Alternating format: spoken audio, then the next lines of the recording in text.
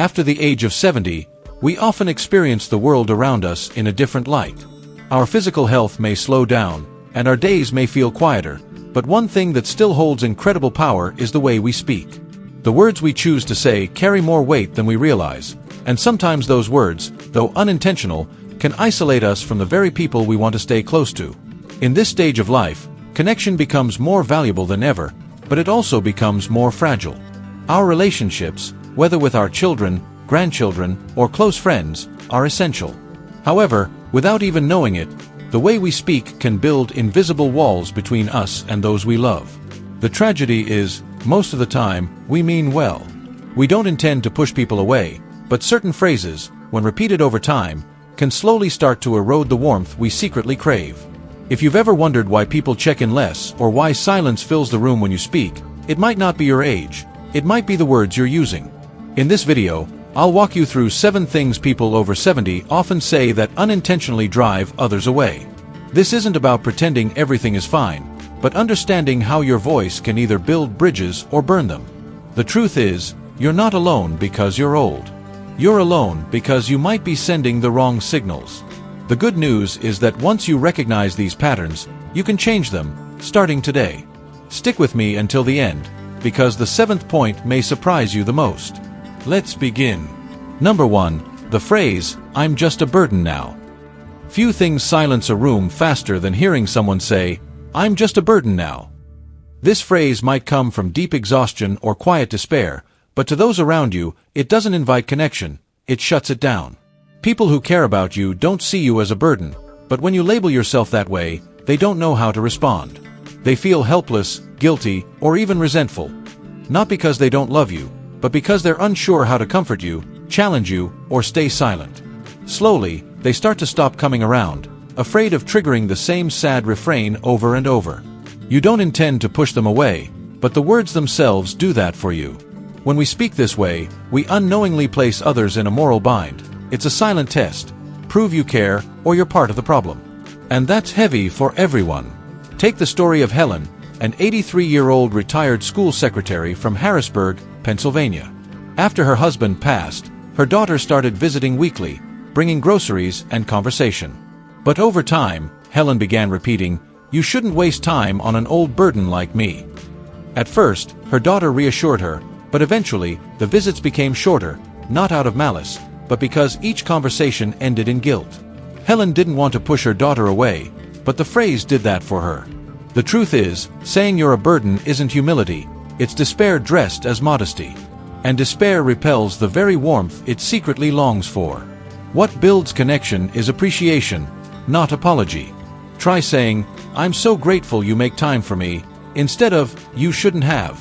Gratitude opens, while self-deprecation closes. This shift in language is not about pretending. It's about choosing words that invite love rather than deflect it. People want to be there for you. Don't make them feel like they're crossing a line by showing up. Number 2. The phrase, "No one understands me anymore." There's a quiet sting in the words, "No one understands me anymore." It's a phrase that can feel all too true, especially as the world rushes forward, and your life begins to feel like it belongs to a different era. But while this phrase might come from a place of loneliness, it doesn't build bridges, it burns them. When you say it aloud, what others hear is not just your pain, it's a subtle accusation. It suggests that they've failed you, or that their efforts to connect are not good enough. What starts as an honest expression of loneliness can quickly turn into a wall that no one can cross. Over time, people around you may stop sharing their thoughts or asking for yours because the message is clear. We're on different sides of a gap that can't be crossed. It's isolating, and not because you meant to push them away, but because your words did. Take Robert, a 79-year-old retired engineer from Cleveland, Ohio. His grandchildren would visit and talk about social media, video games, or music. At first, Robert listened, even though he didn't always understand. But one day, after a story about their favorite new app, he sighed and said, "I don't get any of this. I guess no one really understands me anymore." It was an offhand remark, but from that point on, the visits grew shorter, the conversations more strained. They didn't want to make him feel more out of place, so they stopped trying. What Robert didn't realize was that they were trying to include him, not because they expected him to understand everything, but because they wanted to feel close. They were offering a connection, and his words quietly closed the door. Here's what's more powerful than shutting down the conversation: curiosity. Even if the world feels foreign, asking, "What do you enjoy about that?" or "What does that mean?" keeps you inside the circle. You don't have to understand everything to stay connected. You just have to be willing to stay open. Number 3. The phrase, "I've got nothing left to offer." Few statements carry as much silent resignation as the phrase, "I've got nothing left to offer." On the surface, it may sound like a passing expression of fatigue or humility, but underneath, it's a quiet surrender. And when repeated often enough, it becomes a way of erasing yourself from the lives of others. You start to believe it, and in doing so, you start to disappear. This phrase creates an emotional vacancy. It tells your children, your friends, and even your neighbors that you've checked out. Your wisdom, your humor, your presence. None of it is in play anymore. And it subtly discourages others from leaning on you, including you, or inviting you into conversations where your experience could shine. I knew a woman named Elaine, 81, who had lived a rich life as a teacher and community volunteer. But after her husband passed, she slowly stopped attending church groups or neighborhood meetings. When asked if she'd join in, she would simply say, "Oh, I've got nothing left to offer." Eventually, they stopped asking her. She thought she was being modest, even sparing others the trouble, but in truth, she was silencing the very voice that had once uplifted her community. The truth is, you always have something to offer. Your stories, your presence, your perspective, these are not small things. They're irreplaceable. Sometimes, the greatest gift you can give is simply showing up, listening, sharing a laugh, or reminding someone that they're not alone.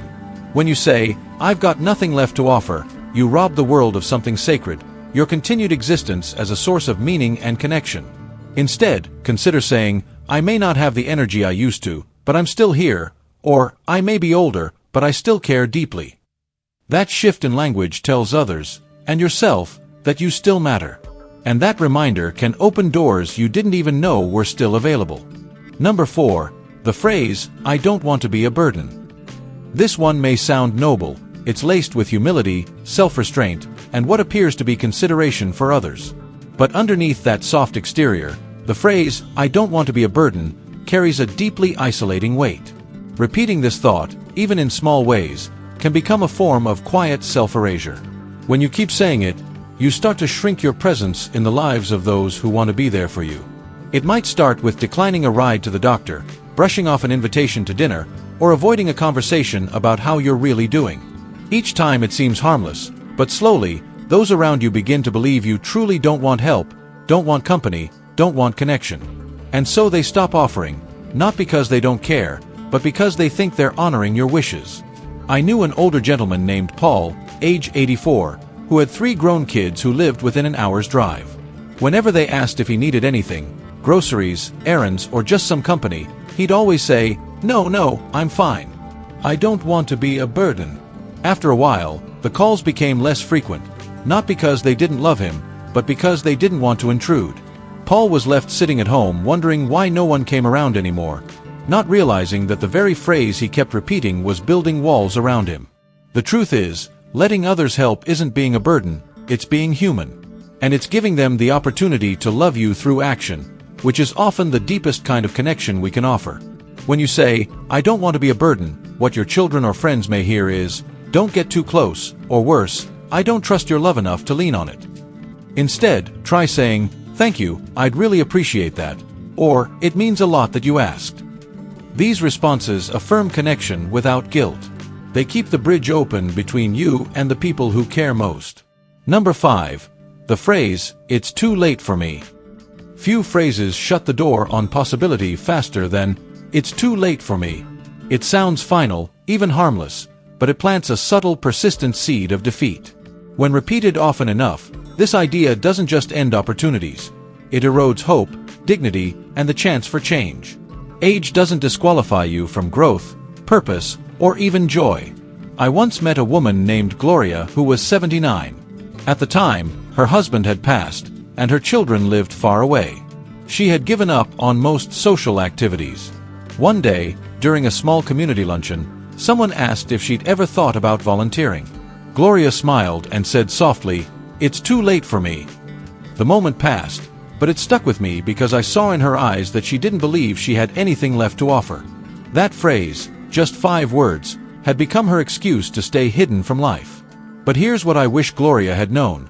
Some of the most meaningful things we do in life happen in the later chapters. Think about it.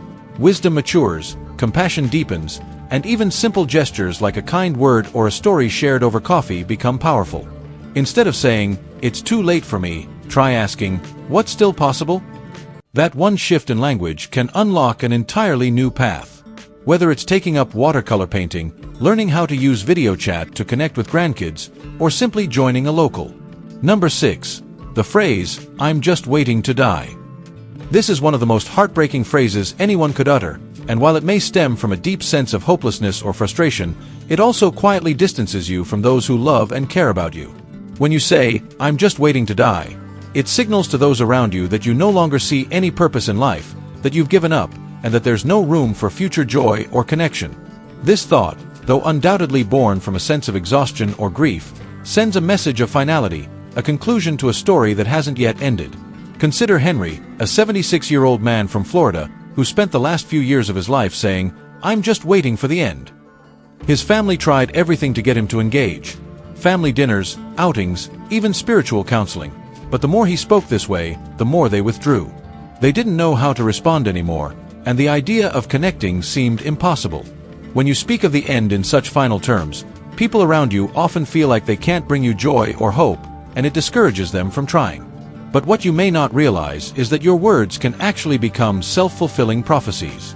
If you constantly tell the world you are just waiting to die, then you miss the opportunity to live fully in the moments you have left. The truth is, it's never too late to seek joy or purpose.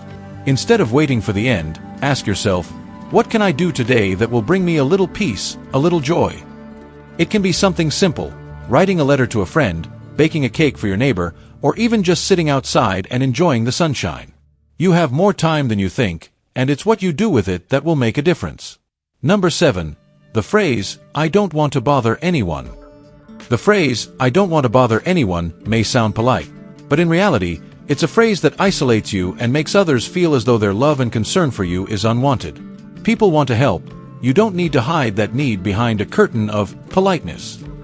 When you keep saying you don't want to bother anyone, you are inadvertently pushing people away who would happily spend time with you, or even offer help if they only knew it was needed.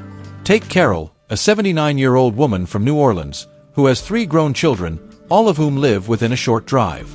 Carol loves her children dearly but would always say, "I don't want to bother you, you have enough to do already." Over time, her children began to visit less and less, thinking they were respecting her wishes. The problem was, Carol was never truly being honest with them. She wanted their company, but didn't know how to ask for it. Instead of saying, "I would really love your help with this," she buried her desire under a wall of self-restraint. The truth is, asking for help is not a burden, it's a gift. It allows those who love you to feel needed, and it strengthens the bond between you. People who care about you don't see you as a nuisance, they want to be there for you. By refusing to ask for help, you're depriving them of the chance to be involved in your life, and they may start feeling disconnected, wondering if you truly want them around. Instead of saying, "I don't want to bother anyone," try saying, "I would love your help with this," or simply, "I miss spending time with you." Let people in, and they will cherish those moments with you. As we grow older, the words we choose begin to shape the emotional landscape of our days. They can either build bridges or put up walls.